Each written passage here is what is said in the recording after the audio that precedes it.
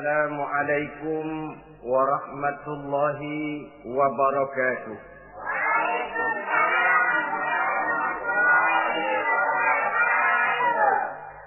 Bismillahirrahmanirrahim. Alhamdulillahi rabbil alamin. Wassalatu wassalamu ala asyrafil anbiya'i wal mursalin, Sayyidina wa maulana Muhammadin wa ala alihi wa ashabihi al-mujahidin at-tahirin, amma ba'du. Bapak-bapak, ibu-ibu, saudara-saudara kaum muslimin rahimakumullah. Pada pertemuan terdahulu kita telah membicarakan bagaimana memilih jodoh menurut tuntunan agama Islam.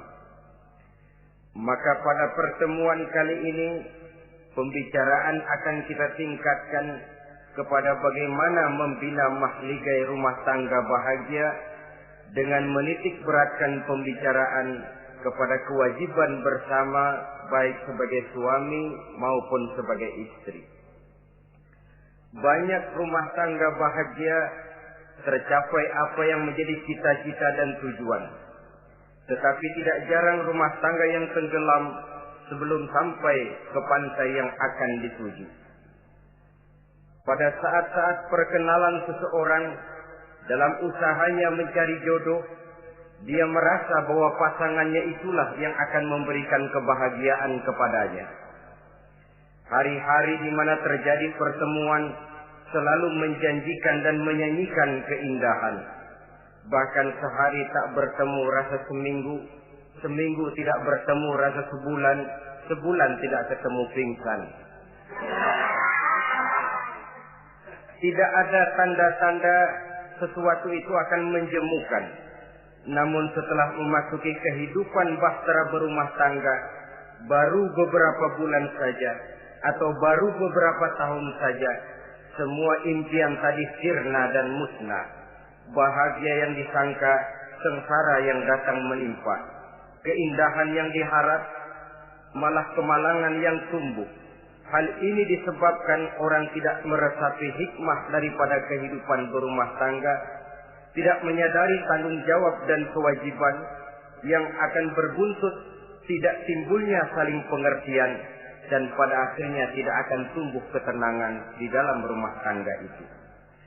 Bukankah kewajiban akan saling memberikan pengertian, pengertian membawa ketenangan, dan ketenangan adalah tangga utama untuk mencapai rumah tangga bahagia. Oleh karena itu kita mulai saja dengan kewajiban sebagai seorang suami di dalam memimpin rumah tangga bahagia ini. Yang pertama, kewajiban seorang suami ialah mempergauli istrinya dengan baik. Setiap suami, manakala selesai dia mengucapkan ijab dan qabul di hadapan tuan pengulu atau tuan qadhi, maka ia pun mengucapkan sighat ta'liq yang berisi perjanjian dari seorang suami bahwa ia akan mempergauli istrinya dengan baik, muasyarah bil ma'ruf menurut tuntunan syariat agama Islam. Walaupun janji itu pada zahirnya diucapkan di hadapan tuan pengulu, namun pada hakikatnya itu merupakan janji seorang muslim kepada Allah Subhanahu wa taala. Ini tidak lain karena nikah dalam pandangan Islam merupakan sesuatu yang sakral, merupakan sesuatu yang suci dan bagian daripada ibadah kepada Allah Subhanahu wa taala. Dalam surah An-Nisa ayat 19, Allah Subhanahu wa taala memberikan bimbingan. Ya ayyuhalladzina amanu la yahillu lakum an tarisun nisaa karha. Hai orang-orang yang beriman, tidak dibolehkan bagi kamu mengambil perempuan secara paksa. Dengan kata lain, pernikahan harus dilaksanakan atas dasar suka sama suka. Tidak ada pihak yang terpaksa dan tidak ada pula pihak yang dipaksa. Kita hidup tidak lagi di satu zaman seperti zamannya Siti Nurbaya. Walaupun barangkali cinta memang bisa timbul setelah pernikahan, tetapi akan lebih baik kalau sebelumnya telah diawali dengan saling kenal mengenal, saling memahami latar belakang masing-masing untuk memudahkan timbulnya saling pengertian. Wala ta'diluhunna litadhhabu bi ba'di ma ataitumuhunna illa an ya'tina bi fahishatin mubayyinah. Dan jangan kamu mempersulit mereka karena ingin mengambil kembali sebagian dari apa yang telah engkau berikan kepada mereka, kecuali apabila mereka telah nyata-nyata melakukan perbuatan-perbuatan yang keji. Wa ashiruhunna bil ma'ruf, dan pergaulilah istri-istrimu itu dengan baik. Fa in karihtumuhunna, kalau kamu merasa tidak suka kepadanya, bersabarlah. Fa asa an takrahu syai'an wa yaj'alallahu fihi khairan katsira, karena boleh jadi kamu tidak menyukai sesuatu, padahal Allah menjadikan di dalam sesuatu yang kamu tidak sukai itu kebaikan yang banyak bagimu. Ini merupakan tuntunan umum betapa seorang suami harus mempergauli istrinya dengan baik, mu'asyarah bil ma'ruf, menurut tuntunan syariat agama Islam. Karena bagaimanapun hak milik seorang suami terhadap istrinya adalah milkul manfaat, milik untuk mengambil manfaat, bukan milkul mutlak seperti seorang memelihara budak umpamanya, yang bisa dihitam putihkan, bisa dijungkir balikan, bisa diperlakukan sekehendaknya. Itu bertentangan dengan tuntunan agama kita. Adalah kewajiban seorang suami mempergauli istrinya dengan baik. Kemudian yang kedua, seorang suami harus menaruh perhatian, menjaga kehormatan, dan bila perlu turut membantu dan menolong pekerjaan istrinya. Menaruh perhatian sampai kepada hal-hal yang kecil sehingga si istri merasa bahwa dia mendapat perhatian. Ada dia mengadu, ada tempat dia melarikan persoalan, ada tempat dia bercerita. Sejak dari tingkah laku, berpakaian, berperhiasan, make up, dan lain sebagainya. Karena tanpa ada perhatian dari seorang suami, biasanya istri akan menjadi malas, baik untuk bersolek, baik untuk membina dan mengatur rumah tangga, dan lain sebagainya. Apalagi tidak berat lidah untuk memuji perbuatan baik yang dilakukan istrinya, dan tidak mencela secara langsung perbuatan-perbuatan salah yang dilakukan oleh istrinya. Dia bisa menegur secara bijaksana dan dewasa. Saudara-saudara kaum muslimin, seorang sahabat bernama Salman Al-Farisi mempunyai adik perempuan yang kawin dengan Abi Dzar Al-Ghifari. Satu hari Salman datang menengoki adik perempuan ini di rumahnya. Dilihatnya adiknya, rambutnya acak-acakan, pakaiannya kumuh, pendeknya nggak enak dilihat. Salman memberikan nasihat, kau bersoleklah sedikit supaya suamimu betah di rumah. Kata istrinya, untuk siapa saya bersolek? Ya tentu untuk siapa lagi kalau bukan untuk suamimu.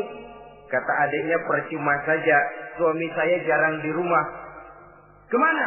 Di masjid terus. Salman mengadukan hal ini kepada baginda Rasul. Lalu baginda Rasul mengatakan, inna likulli syai'in haqqun, segala sesuatu ada haknya. Allah ada haknya untuk disembah, istri pun mempunyai hak untuk dipenuhi. Melalaikan salah satu hak berarti melakukan kezaliman. Di sini kita melihat fungsi, karena kurangnya perhatian Abi Dzar Al-Ghifari terhadap istrinya akan mengakibatkan kemalasan si istri untuk mendandani dirinya sendiri. Dengan mendapat perhatian, apalagi tidak berat lidah, maka kegairahan dalam kehidupan berumah tangga rasa-rasanya akan sangat mudah terwujud. Kalau suaminya bersolek, kalau istrinya bersolek, kata suaminya, kau memang pandai milih warna. Walaupun barangkali warnanya norak betul. Tapi kalau pada saat itu seorang suami jujur, kan akan timbul pertengkaran. Kadang-kadang Istri bersolek, suami apa katanya? Lu sih dandan mangga dandan sama. Ini kan sudah tidak menghargai, tidak menaruh perhatian. Udah dah, dandan nggak dandan sama, gue kenyang melihatnya. Saudara hadirin yang saya muliakan, tidak menaruh perhatian. Sehingga si istri merasa tidak diperhatikan. Nah kalau sudah tidak diperhatikan, lihat saja. Jangankan dalam contoh seperti berumah tangga, apa saja. Seorang anak kalau sudah tidak merasa diperhatikan oleh orang tuanya, dia akan sewenang-wenang. Begitu juga seorang pegawai kalau sudah tidak merasa diperhatikan oleh atasannya, semaunya kerja. Pun seorang istri, kalau dia merasa sudah tidak diperhatikan oleh suaminya, akibatnya dia akan dandan semaunya, dia akan ngurus rumah tangga semaunya, dia akan memasak masakan semaunya. Nah kalau sudah semaunya begini, alamat tidak akan ada keharmonisan di dalam kehidupan rumah tangga itu sendiri. Suami yang baik sangat menaruh perhatian kepada istrinya, dari hal yang kecil sampai pun kepada yang sebesar-besarnya. Tapi tidak berarti nyeleneh. Apa itu nyeleneh? Menaruh perhatian bukan selalu mau ingin tahu. Jangan lantas suaminya yang beliin bedak, suaminya yang beliin. Itu nyeleneh namanya. Overacting. Terlalu berlebih-lebihan sampai kepada sesuatu yang tidak pada tempatnya. Di samping menaruh perhatian juga menjaga kehormatan. Dan bila ada waktu, dia turut membantu, menolong pekerjaan daripada istrinya. Bukankah seorang perempuan mau melakukan nikah dengan seorang laki-laki karena dia mendambakan hidup yang bahagia? Terus terang saja kan kadang-kadang istri kita ini lebih banyak borongan. Yang saya maksud borongan artinya ya sebagai istri ya dia, ya nyuci ya dia, ya masak ya dia, ya membersihkan rumah tangga ya dia. Istri borongan. Baiklah kalau barangkali memang kondisi ekonomi kita belum menunjang ke arah sana. Walaupun istri berkewajiban untuk taat kepada suami, tetapi adalah wajar suami pun tenggang rasa dan timbang-timbang. Rasulullah saja kadang-kadang dan tidak jarang menjahit bajunya sendiri, memperbaiki kasutnya sendiri. Artinya pada waktu yang terluang dan memang bisa dilakukan, jangan mengandalkan kepada istri. Dengan demikian istri merasa bahwa resiko membina rumah tangga adalah merupakan resiko bersama. Saudara-saudara, yang ketiga, seorang suami yang baik memperhatikan yaitu tidak mengeluarkan kata-kata yang kasar. Sebab apa? Perempuan adalah makhluk yang paling cepat tersinggung. Perasaannya sangat halus. Dan saya kira perempuan itu lebih sakit ditampar dengan bahasa daripada ditampar dengan tangan. Kalau ditampar dia dengan tangan, urusannya paling nangis 2-3 jam sudah sembuh. Tapi ditampar dia dengan kata-kata, ditampar dia dengan omongan, itu sangat menyakitkan hatinya. Seorang suami yang baik tidak mengeluarkan kata-kata yang menyinggung perasaan, kata-kata yang kasar. Dia pandai menggunakan kata-kata yang baik untuk menghidupkan rumah tangganya. Rasulullah seringkali memanggil Siti Aisyah itu dengan Humaira. Humaira dari kalimat ahmar yang kemerah-merahan. Sebab rupanya kulit Siti Aisyah itu kuning kemerah-merahan seperti tomat mengkel. Sehingga panggilannya Ta'ali ya Humaira, kemarilah wahai yang kemerah-merahan. Alangkah indahnya panggilan ini. Kadang-kadang kita mah jujur suami ini. Ketahuan istri bongkok, enak banget bongkok, sini loh.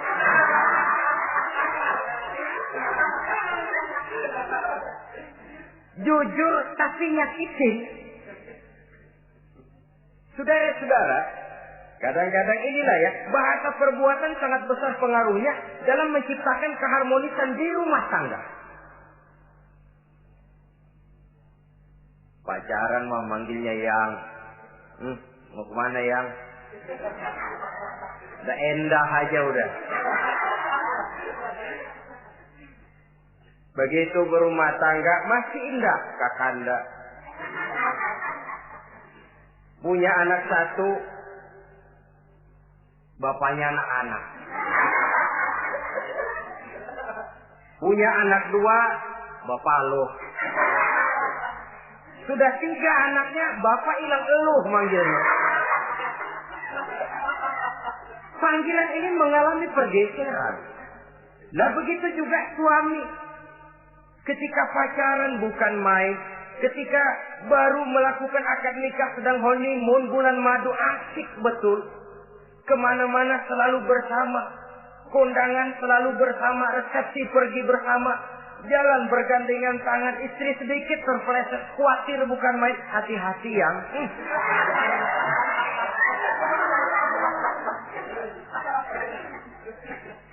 Sudah anak 3, istri ngajak kondangan, kata suami, lo pergi duluan aja dah.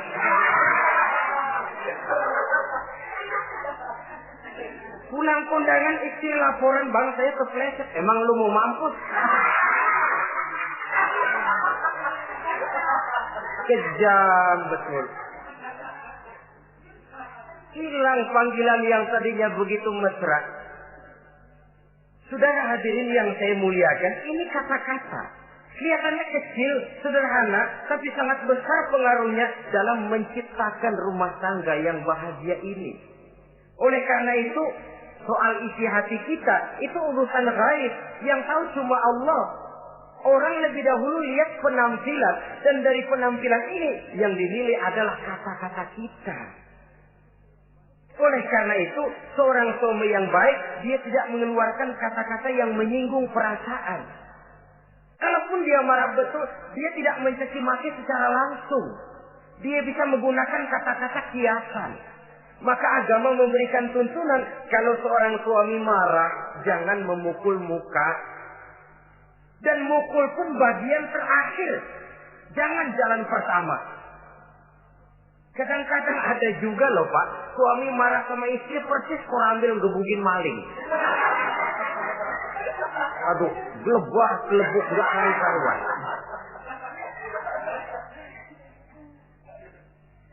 Jangan, kata agama, kalau kau memang ya melihat tingkah laku istrimu yang tidak enak, tegur dengan kata-kata lemah lembut. Lemah lembut tidak bisa, sedikit keras. Sedikit keras masih nekat, bentak. Bentak pun tidak bisa juga, pisah tempat tidur. Pisah tempat tidur masih tidak bisa juga, pukul. Jangan mukanya, bagian lain dari tubuh. Itu pun tujuannya bukan untuk menyakiti, tapi untuk mendidik. Saudara hadirin, misalnya istri tidak sholat, suami tampil. Bu, sholat. Mboknya malu sama tetangga kalau tidak sholat. Dengan lemah lembut masih tidak kena. Besok kencengan dikit ngomongnya. Mari kan sudah saya bilangin sholat 2 kali, belum mau juga. Oh sholat jadi. Mulai naik tensi omongan. Masih nekat. Begini saja. Saya dari kalem sampai bentak udah. Sekarang kamu nggak mau juga sholat, saya mulai nggak enak pikiran. Mulai ntar malam kamu tidur kamar depan, saya kamar belakang. Pisah tempat tidur. Kadang-kadang kan nggak kuat emosi kalau sudah marah sama istri, ngebludak. Kalau istri diusir, udah pulang ke rumah moyangmu.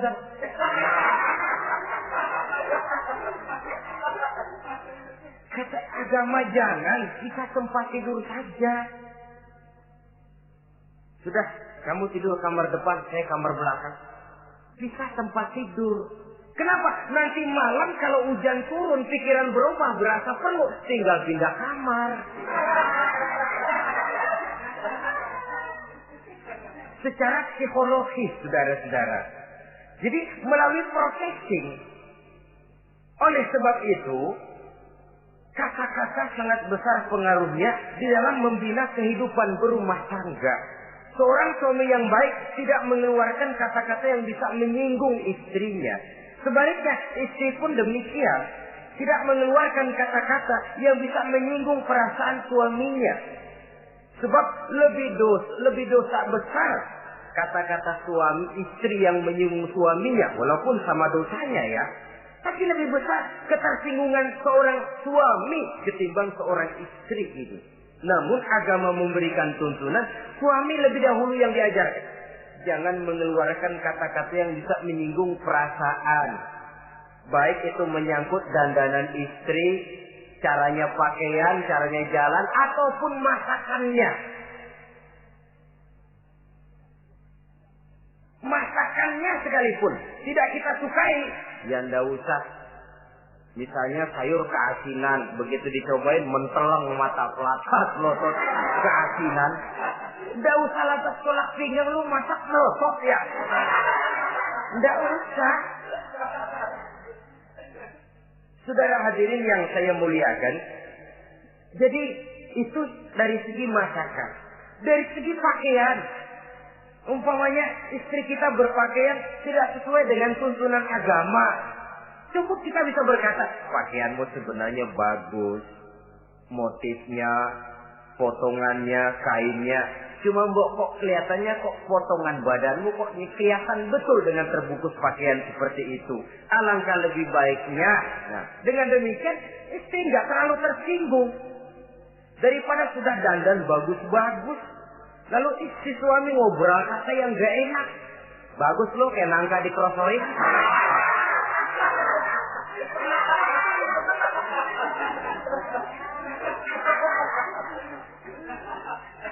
Allahu Akbar. Istri tentu saja tersinggung. Atau dia pakai bedak berlebihan. Ya tentu dia pun begitu karena ingin ada kebanggaan. Suami jalan dengan dia merasa bangga. Tapi over. Bedaknya berlebihan, lipstiknya berlebihan. Suami usil, begitu mau berangkat ke undangan, istrinya keluar nanya, mau main topeng monyet di mana?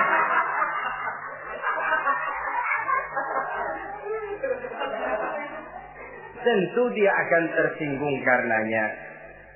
Jadi saudara-saudara, ini yang ketiga. Yang keempat, seorang suami yang baik jangan memberikan pekerjaan di luar batas kemampuan istrinya. Loh, tugas istri itu nyaris 1 kali 24 jam.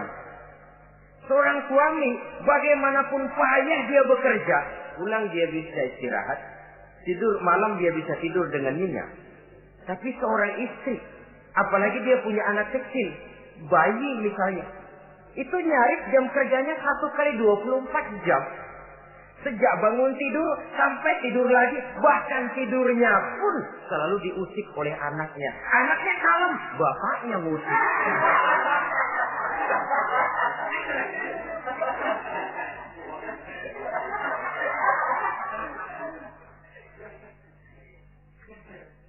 Jadi jangan memberikan pekerjaan di luar batas kemampuan. Kata pepatah, "Iza aradta an tuta'a fasal ma yustata." Apabila kamu ingin ditaati, perintahkan apa yang orang mampu mengerjakan.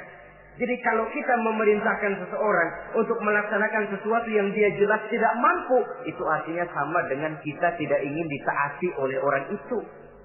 Bukan dia tidak mau taat, jenis pekerjaan yang kita berikan di luar batas kemampuannya. Nah kalau sudah begitu, tentu saja lalu ketaatan akan menurun jadinya. Tadi sudah saya katakan, kadang-kadang istri kita ini istri borongan. Dalam arti, ya dia masak, ya dia nyuci, ya dia ngepel, ya dia ngejemur, ya dia ngetriska. Borongan. Terlalu berat tugasnya. Oleh karena itulah seorang suami yang baik, dia harus tenggang rasa, timbang diri, tidak memberikan pekerjaan yang di luar batas kemampuan daripada istrinya. Kalau tidak mampu karena merasa dimanjakan oleh istri suaminya. Karena merasa dapat angin dimanjakan, mestinya mampu, lalu berpura-pura tidak mampu. Apalagi istrinya suaminya sedikit-sedikit mau menolong dia. Jadi posisi ini nanti bisa berbalik. Karena terlalu memanjakan istri bisa membludak. Akhirnya suami yang nyuci, suami yang ngerisa, istri tidur. Walaupun tentu saja tidak jelek, tetapi itu sudah overacting namanya. Saudara hadirin yang saya muliakan, itu yang keempat. Yang kelima, kewajiban seorang suami yang baik, ia mencukupkan belanja rumah tangga. Cukup itu relatif. Cukup menurut ukuran standar kemampuan kita. Sebab kemauan kita mungkin tidak terbatas.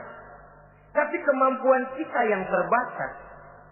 Kalau kemampuan ini bisa kita ukur dengan kemampuan, insya Allah kita cukup. Dan pernah saya katakan, orang kaya adalah orang yang hidupnya paling cukup. Salah kalau kita berkata orang kaya itu yang rumahnya gedung bertingkat. Tidak betul orang kaya itu yang mobilnya 5, yang gajinya jutaan, yang kebunnya lebar, yang pabriknya luas. Tidak. Orang kaya, orang yang hidupnya cukup. Orang miskin, orang yang selalu merasa kurang. Jadi kalau ingin jadi orang kaya, resepnya gampang sekali. Cukup dengan apa yang diberikan Allah, kita sudah kaya. Tapi kalau ingin miskin, maka bukalah mata selebar-lebarnya. Bagaimanapun banyak nikmat Allah diberikan kepada kita, tidak pernah ada rasa cukupnya. Dikala itu akan tertanam sifat kemiskinan dalam diri.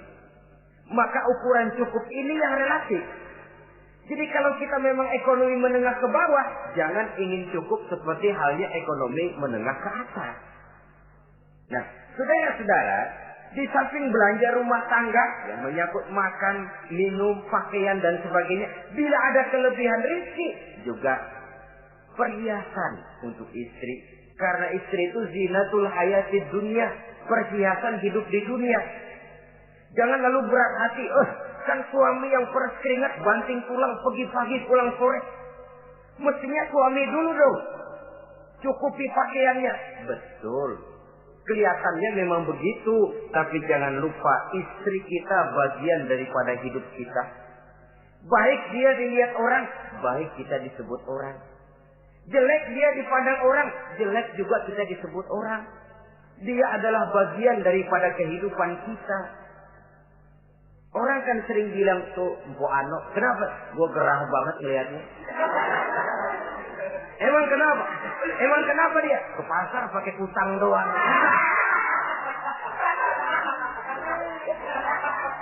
Kata temennya, terang aja dia kan binnya si Meun itu. Si Meun yang nggak tahu apa.